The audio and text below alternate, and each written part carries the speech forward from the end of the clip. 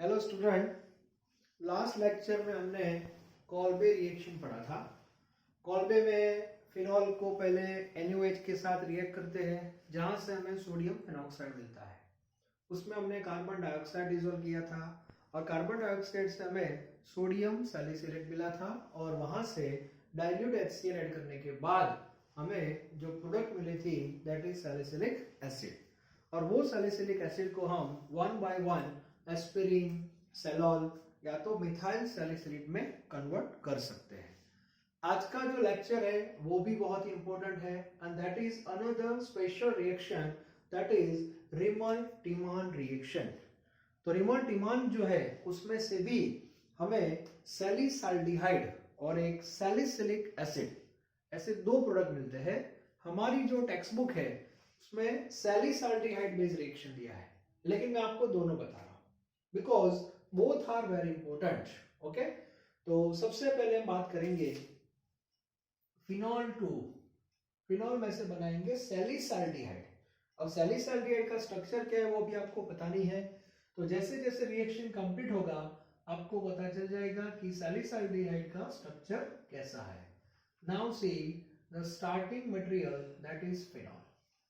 Okay, अब phenol के साथ हम यहाँ पे क्लोरोफॉर्म यूज कर रहे हैं that is CHCl3 plus 2 moles NaOH। 2 moles NaOH, इससे दो रिएक्शन एक साथ होंगे। देखो कैसे।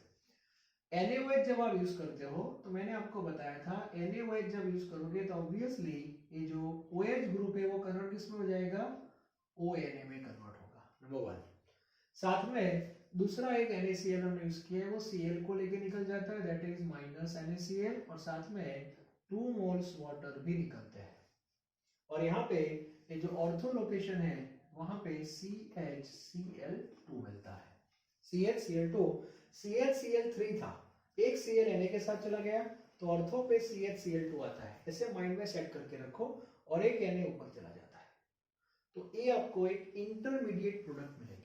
ओके, अब CHCl2 का मीनिंग क्या हुआ, तो कार्बन के साथ हाइड्रोजन है और 2 Cl है। अब हमें क्या करना है, 2 Cl को हटा के वहां पे हमें OH ग्रुप लाना है। तो उसमें क्या करेंगे, हम OH ग्रुप लाना है, Cl को हटाना है दैट इज NaOH और KOH हम यूज कर सकते हैं, लेकिन 2 Cl को हटाना है तो हम इसमें 2 मोल्स NaOH डिसॉल्व कर देंगे। सो 2 मोल NaOH से माइनस 2 NaCl हो गए और यहाँ पे हमें जो प्रोडक्ट मिलेगी दैट इज लाइक दिस। यहाँ पे ONa ओके, और यहाँ पे हो जाएगा हमारा C, एक हाइड्रोजन है और ऐसे 2 OH आ गए। क्लियर। अब आपको भी पता है कि एक ही कार्बन के ऊपर 2 OH पॉसिबल नहीं है, सो इमीडिएटली रिमूवल ऑफ वाटर। एक ही कार्बन के ऊपर 2 OH पॉसिबल नहीं है, दैट इज अनस्टेबल, तो वाटर यहां से निकल जाएगा दैट इज लाइक कंडेंसेशन और बेंजीन के ऊपर जो ONa है एज इट इज, अब वाटर चला जाएगा OH और H, तो यहाँ पे हो जाएगा हमारा CHO that is aldehyde. It means इस CHCl2 ग्रुप था वो एल्डिहाइड में क्या हो गया, कन्वर्ट हो गया। अब ONa को वापस हमें OH में लाना है तो डाइल्यूट HCl डाल दो इसमें, dilute HCl, so minus NaCl और यहाँ पे वापस OH आ गया। देखो OH ने अपनी पोजीशन रखी है और इसको बोलते हैं 2 hydroxy benzaldehyde. 2 hydroxy benzaldehyde and which is known as salicylaldehyde. Okay, तो इस बेस पे रीमन-टीमान हम पढ़ सकते हैं। फिर से एक बार देखो, फिनॉल जो है उसमें क्लोरोफॉर्म और NaOH के साथ उसका रिएक्शन होगा तो NaCl वाटर निकलेगा और OH convert into ONa and CHCl3 में एक H गया मतलब CHCl2। ये आपको थोड़ा सेट करके रखना है। उसके बाद देखो प्रोसेस इजी है, बाद में 2 Cl को हटा के 2 OH लाने हैं तो वापस 2 NaOH इसमें ऐड कर दो तो 2 NaCl चला गया, तो कार्बन के साथ 2 OH आ गए। अब एक ही कार्बन के ऊपर 2 या 3 OH पॉसिबल है ही नहीं, सो इमीडिएटली रिमूवल ऑफ वाटर, तो वाटर निकल जाएगा, तो यहाँ पे अल्डिहाइड मिलेगा। ऐसा हमने पढ़ लिया है, ओके। और ONA को वापस OH मिला दो in presence of dilute HCl, so we have salicylaldehyde and this is Reimer Tiemann reaction. तो हमारी टेक्स्ट बुक जो है उसमें रिमर-टिमान ए दिया है। अब रिमर-टिमान से हम सैलिसल्डिहाइड के साथ साथ हम सैलिसिलिक एसिड भी बना सकते हैं, और उसके लिए ये जो कंपाउंड है वो हमें चेंज करना है। मतलब यहाँ पे हमें कौन सा ग्रुप लाना है, COOH लाना है, तो हम ला सकते हैं, ठीक है। तो कैसे लाएंगे, तो सबसे पहले इसका एक फोटो ले लो, उसके बाद मैं इसको थोड़ा मॉडिफाई कर देता हूं, तो अपने आप रिएक्शन आपका इजी हो जाएगा, ओके।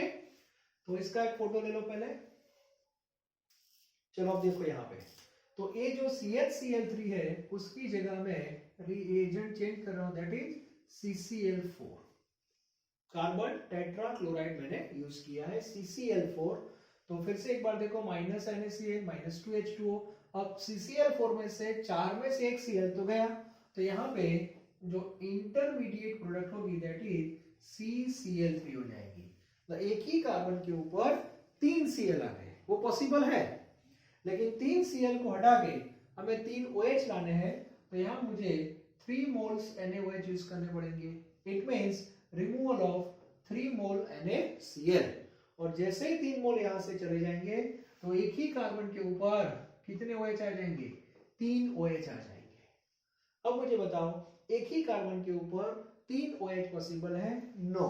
तो यहां से भी क्या निकलेगा, वाटर, और वाटर निकलने के बाद अब क्या होगा, तो C यहाँ पे OH एज इट इज, और यहाँ पे double bond O, and that is COOH, तो ये हो जाता है एसिड।